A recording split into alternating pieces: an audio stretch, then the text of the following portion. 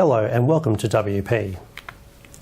Well, it's been 18 months since Scott Morrison's last trip to WA, and the Prime Minister has just completed a whirlwind 3-day visit to the state. But what does the PM's visit mean for WA? Kit Sanders has her take on the impact of Mr Morrison's trip out west. Prime Minister Scott Morrison has made his first trip to WA in 18 months this week, his third in office. He focused on the state's mining and training sectors, as well as other areas recently affected by natural disaster. The PM touched down in Perth on Tuesday night, and after weeks of controversy, many believe this is an attempt to win favour with our isolated state. Following the recent fires and cyclones in our state, Mr Morrison has visited sites of devastation to meet with those affected. This has been met with mixed feedback due to Morrison's failure to be present during other disasters. There are many such scenes, as I've toured around the community today and spoken to those who've been deeply affected by what's occurred here, but also have had the opportunity together with Reece and Melissa and the team to thank those who have been turning up to come to the aid of those here in Kalbarri. After two senior cabinet ministers from Western Australia have been embroiled in sex scandals, Mr Morrison has attempted to shift the focus to other areas of government affairs, primarily the economy and training. Mr Morrison has highlighted the $1 billion per month that has been dedicated to WA's recovery, and has claimed that much of the state's economic bounce back is due to his government's leadership, despite many disputes with Premier Mark McGowan since last March. That's more than $1 billion that our government put into Western Australia every month, on top of what our normal commitments were throughout the course of this pandemic, and that's just the income support. However, sex scandals have not been the only issues Mr Morrison and his team have dealt with recently. A troubled vaccination rollout has also been on the minds of many.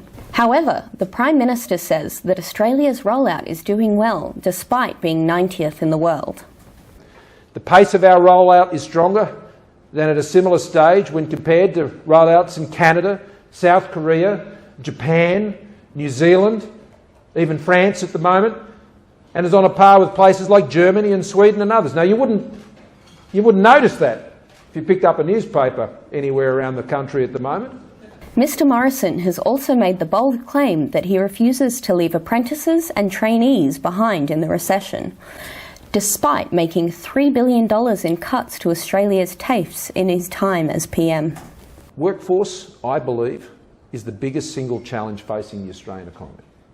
You'll hear me talk until you're sick of hearing me say it, about the importance of dealing with skills and our workforce needs. Mr Morrison also took time to honour 2 decades of fallen Australian troops as he announced the withdrawal of all soldiers from Afghanistan by September.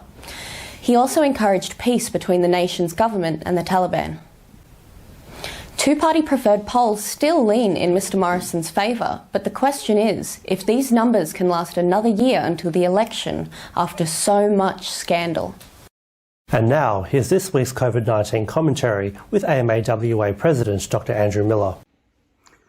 I initially just want to send our love to the family of Aishwarya and the community as the grieving continues, and reaffirm the AMA's commitment to getting to the bottom of why she had to wait so long and how we can prevent ambulance ramping and other delays happening at the Children's Hospital by increasing the number of nursing staff and by providing backup for doctors if they're going to be off sick. In terms of COVID, obviously there's one ship's captain been transferred down to Royal Perth, and we hope that the PPE is in place that will match that in the hotel quarantine system now. There's an important paper come out in the Lancet again this week saying airborne spread is very, very important. So we need to be thinking about stagnant indoor spaces, ventilation, making sure that we're not breathing this in. It's just like cigarette smoke in the way that it travels inside. So hopefully those things have been taken care of, but we'll be keeping a close eye on that. In terms of vaccines, we know that the AstraZeneca, still some question marks around these rare forms of blood clots that affect the brain and sometimes the gut, and we want more information about that, but at the moment not to be used anymore for under 50s. Over 50s can have it if they think that on balance the risk of COVID for them is going to be worse than this rare complication, around 1 in 200,000, something like that. which nevertheless is devastating and probably has about a 50% rate of people dying from it. So quite a delicate balance, and good news that there's more vaccine on the horizon. Would be great if it was here tomorrow, and we see tragic events around the world unfolding, but we won't get extra vaccines more than was planned ahead of July probably, when hopefully Novavax will come online. And Pfizer seem to be increasing their production all the time, so hopefully we'll get more of that and do some deals to get some Moderna and so on down the track.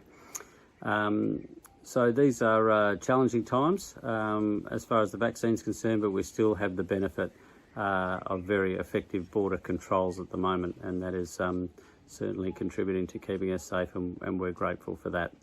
In terms of the stress on the rest of the public hospital system, there's been a focus on Bunbury this week. Our hearts go out to that community with the loss of a couple of teenagers, and just knowing that the staff at Bunbury Regional and at Busselton would have had to deal with a very tragic situation along with the first responders there. This is the people on the ground, the workers that we're trying hard to get a better deal for in the face of a health ministry who are saying that there's not really a big problem in the system. So we'll keep trying hard, and we hope that the public understands that the AMA, the ANF and so on, we're just messengers here. We're just passing on the message, and we just need that message to be received by the government rather than them just saying everything's fine. The system's running under a bit of pressure, but it's an exciting time to be running a health system. Well, it's not exciting for these people on the front line who don't feel that they're getting the support they need, and we'll keep highlighting that.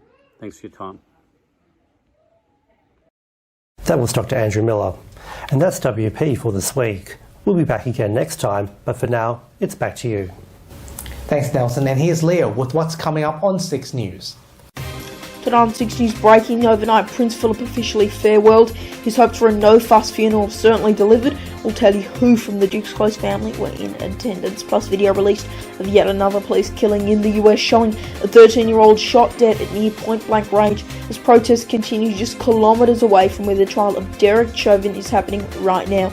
The number of ousted MPs in Myanmar formed their own shadow government following a deadly crackdown on protests, while meanwhile a number of activists are jailed over in Hong Kong, including the founder of the region's last opposition newspaper. You can see full details on those stories and much more on our YouTube channel. Just search 6 News Australia and don't forget to subscribe.